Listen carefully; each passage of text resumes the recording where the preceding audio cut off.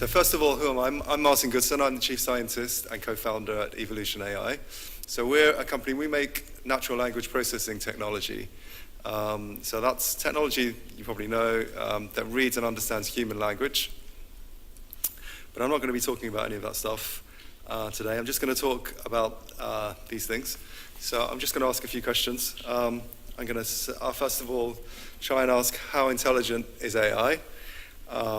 And then I'm going to say that that's a really dumb question because intelligence is context dependent and there's no such thing as intelligence outside of a context. And then I'm going to argue that although AI can fail catastrophically and unpredictably on occasion, we can do some things about that. And the answer is good engineering, not to panic, but just to implement good engineering. And then I'm going to talk about some things that we shouldn't do in order to have successful AI projects and build good AI systems that work. Okay, so this first question, how intelligent is artificial intelligence? So this is work from Bob Storm of Queen Mary University in London. This is all about genre detection in music. So genre detection is you take a piece of music and you try and figure out the genre. Is it a cha-cha-cha? Is it a samba, bossa nova, whatever? And Bob Storm figured out, I'll go into the graph in a minute, but basically he figured out that some methods, some deep learning based methods actually of detecting genre in music were very fragile. They seem to work really, really well when you have test data in the laboratory environment, let's say, but they didn't work very well in the real world. They were really fragile and they fell over. And this graph represents why. So this is a tempo change. The experimenters changed the tempo of the music and then tried to detect the genre. The F score is on the y-axis, which is a measure of accuracy. And what you can see from this chart, don't worry about the dotted line, just look at the solid line. What you can see is that changing the tempo by just a few percent. So like, people can't really detect, like humans can't detect a tempo change of less than 4%. But this system of detecting, this machine learning classifier that detects genre just completely fell apart. Just changing the tempo just a little bit completely stopped the classifier working. The accuracy collapsed. Why was this? This is the data. This is the data set that was used to train this classifier.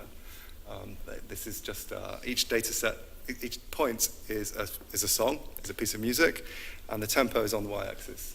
So you can see that for each genre, the tempo of the music clustered very tightly around these different numbers. So what was really going on was that this system was just detecting tempo. It wasn't detecting genre at all. It seemed to detect genre really, really well, but that was because there's such a tight correlation between tempo and genre in this data set. Not in the real world necessarily, but in this data set. So there was a problem there. And you've probably seen this as well. This is a deep learning system for object detection, object recognition, and you can see here that this system, which detects this obvious panda on the left-hand side, if you just add a little bit of noise to it, it starts to think that this panda is actually a gibbon with really high confidence. So again, a human still recognizes this as a panda. It's the same thing. They don't really see any difference in these two images, but the system hasn't really understood what's going on. So that's kind of odd. And one response to this kind of results is to say, well, has the system really understood in a deep way genre, musical genre, or panda, or animals, object detection? Has it really understood in a deep way, or has it understood in a superficial way that can easily be confounded, can easily be confused? It's not like human intelligence, it's not like animal intelligence, which is much more sophisticated. But I don't think that's true. I think that what's going on is just that intelligence is context dependent. So this is my cat. Her name is Lula. She's sitting in her cat litter tray. And I used to think that she was really intelligent because she'd go to the toilet and then she'd cover up her mess with the litter, with her paws. She'd like cover it up, and I used to think that was really intelligent. And then we put her here, which is in the fireplace. Some people have suggested this is like a cat prison, but it's not. It's my fireplace. You put her in there, and then she goes to the loo, and she still scratches, but she scratches the wall. Like, she just doesn't really know what's going on at all, let's be honest. She wasn't being intelligent, she was just doing this thing that seemed to be intelligent in the right context, but out of context it wasn't the right thing at all. Cats are also really good at distinguishing between shapes. So they can distinguish between a triangle and an eye really, really well. And so people used to think, wow, they're really good at detecting shapes. The problem is that they can't detect the difference between a triangle and a circle, and they can't detect the difference between an I and a U. So they're not really detecting shapes at all, they're just detecting how much ink there is in this symbol. So again, do they really understand the concept of shape? Has anyone seen this before? These are Soviet, they're called Soviet dog mines. You can see they've got little sticks on their backs. This is a close-up of the device that they're all carrying. They're mines. They were trained by the Soviet army in World War II to run underneath tanks and blow the tanks up. They blow the dog up as well, actually. The problem was they were trained by the Soviet army on Soviet tanks. Soviet tanks run on diesel, and German tanks in World War II run on petrol. So they turn them out, and they just run back and blow up all of the Soviet tanks. So, I just think that's interesting. But, you could think of this as some kind of overfitting happening here, like a disastrous case of overfitting. So most humans, when they look at this, they see these diagonal lines, they see about a 10-degree angle of these diagonal lines. But if you look at the edge light blue squares on both the left and the right-hand side, you can see actually they're both the same height because these are horizontal lines in reality. And this is just the same image blurred, so you can be convinced that they are horizontal. So, so what's going on? Do we not really understand the concept of being horizontal? Is there some deeper understanding of horizontal that we don't get? I don't think so. I think that intelligence is context dependent, our perception is context dependent, and sometimes we make errors. Sometimes those errors are dangerous, and sometimes they're not, and sometimes they don't matter. So what can we do as people who build AI systems about this stuff? Well, there's a few things. So this is work from Facebook AI research. This is. I'm not going to go into any technical details here. In fact, I won't go into technical details in this talk at all. But this is looking at something called an attention mechanism. So you might already know about this. In some deep learning methods, there are ways of understanding or revealing which pieces of data an algorithm is attending to, is focusing on when it makes its decisions. So this is object recognition. It's actually question answering. So there are two scenes here on the left-hand side. What's covering the windows is a question. The first question. Second question is, what's the man doing?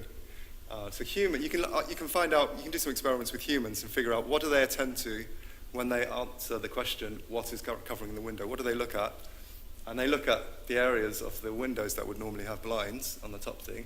And at the bottom thing, they look at the man. And then, what's the man doing? He's playing frisbee. So they look at this frisbee thing as well, and that's what humans do. But machines can do quite well at this problem. They can answer these questions reasonably well. But you never really know whether they're attending to the right thing. Are they really just picking up on some superficial aspect of the image, or are they really looking at the frisbee? So you can look at this attention mechanism, and you can figure out.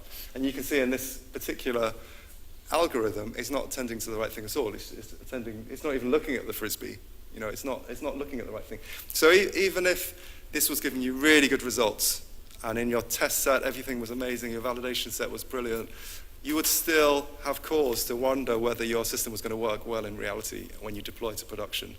And this kind of a method is a very good one for understanding whether your system is going to generalize and work well in the wild, as it were. The other thing that you can do is generate examples. So there are some algorithms which are generative. I'm sure you already know about this. And you can ask for examples of the thing, let's say the object that you're trying to recognize. In this case, this generative model was asked for examples of what it saw as a dumbbell. And you can see from this, I haven't really got to the nub of what a dumbbell is, because it's got loads of arms in it, and because in so much of the training data there were arms. So again, you would think, well, okay, maybe this system is not going to work that well as a dumbbell detector, because I've generated some examples and they didn't seem to make sense. So these are two really good methods. So now I'm going to talk about what you shouldn't do if you want to build a system that's robust and is going to work well in production, which is completely different from something working well in the lab. So what shouldn't you do? You shouldn't think that AI replaces good experimental design. And I've heard this a lot from people, that they think you don't really need to analyze the data very well. You don't need to do any kind of proper old school data analysis.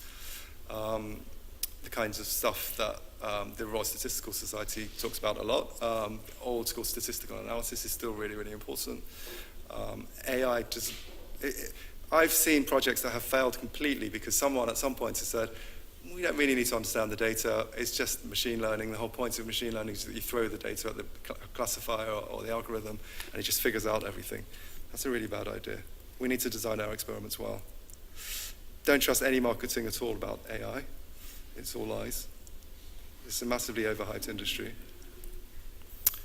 I really hate to see headlines like this.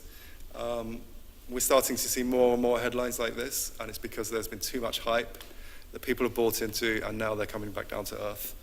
And I think that's a shame. I think it's good that they're coming back down to earth. But let's talk about validation. So I really think that even if you're just a user of an AI system, even if you're not going to necessarily create your own algorithms or whatever, but you are going to be using some AI or machine learning system, you really need to get validation right. And test data is really, really important, but not just having done some, not just having some held out test data, but actually, is that data applicable? Just to come back to this example, this genre stuff, there's stuff that you could have done with this data set. This data set, after you trained your classifier, the test scores for accuracy were really, really high, remember? This was really deceptive. It looked like it was a perfect system, worked really, really well, but it didn't work at all. They should have used a more appropriate set of test data. So either they should have used some live data that was similar to the data they wanted to use in their production system, or they should have used this type of thing and done some stuff to it to make it more realistic, stuff like time stretching it and creating some more test data. And by the way, they could have time stretched it randomly and then used it as training data as well. There's another really subtle thing that is often got wrong in this kind of system. And actually, the field of genre detection was plagued by this other problem. And that is, each of these things are dots. Each of these dots are songs, right? But the songs are interpreted by an artist. Now, the problem is that if you train on an artist, and that's a song by that same artist is in the test set, you are going to be able to recognize that artist really, really well. And that's what happened in the field of genre detection for a long, long time. All they were doing was, unbeknownst to them, they were building artist detectors.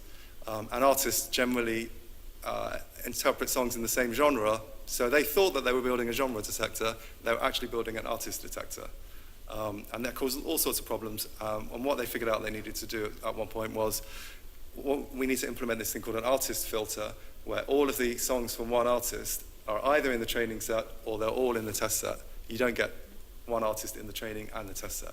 And once they did that, they realized that all of the algorithms that they had before were useless, and they didn't work very well at all. And all of their claims, really high claims of accuracy, were just nonsense and completely over-optimistic for genre detection. They weren't detecting genre at all. I know that's long-winded, I hope it made sense. Make sure the test metric is applicable. So I said that the test data needs to be applicable, but the test metric needs to be applicable too. And this is quite subtle. I mean, don't just think that you get the UF1 measure or your AUC and everything's going to be great, because it needs to be applicable to the business problem that you're trying to solve. We're talking about real live production systems that are going to be used in reality, in the business. So things like, the classic thing here is building a machine learning system that interacts with the user on a website, and they try to optimize for something like time spent on the site of an e-commerce website. Loads of people have done things like this in the past. They do some kind of A/B testing where they're changing the graphic design so that in dynamically, or sending out messages to the user so that the user spends more time on the site. But this can often be a complete disaster because the users don't end up buying anything because they're really confused. The only reason they're on the site for so long is because they just don't understand what's going on, and it's complete chaos. So the test metric needs to be applicable.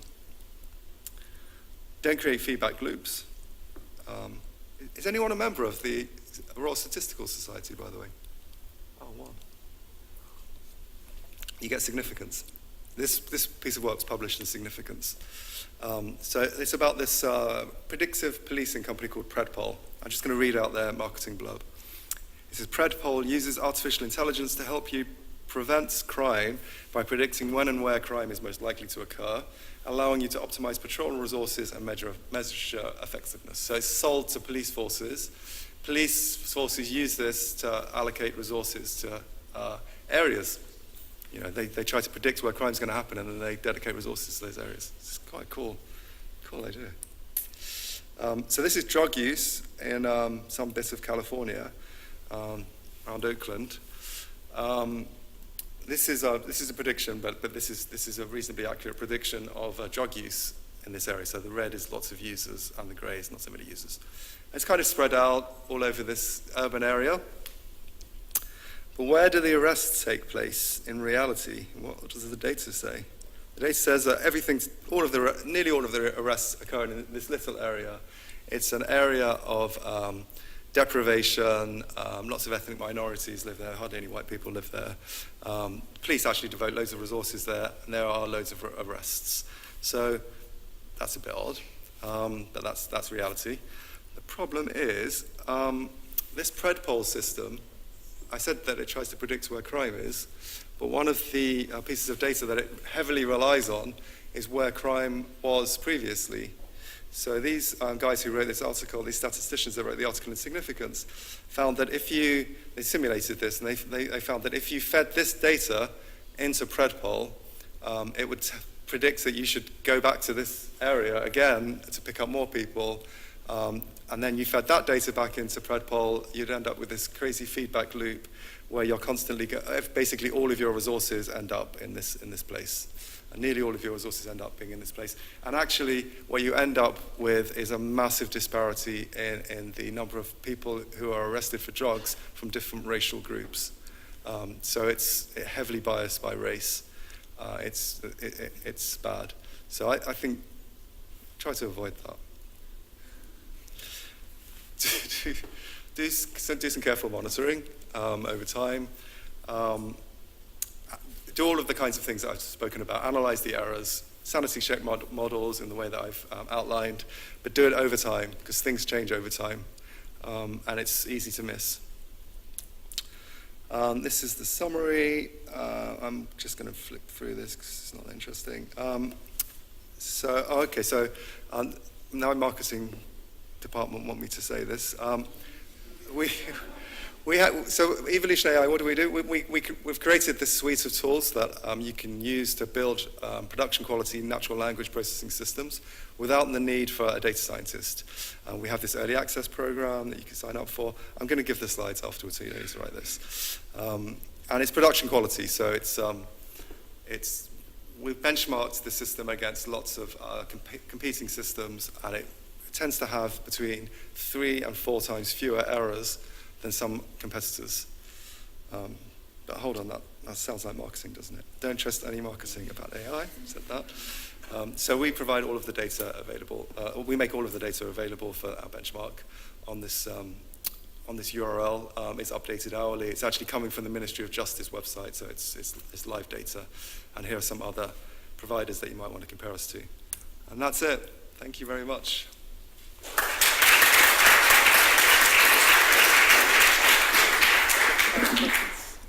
So thanks a lot, Martin. I know we're on a tight schedule and you have another meeting. I don't know if anyone has a quick question to ask before Martin has to go.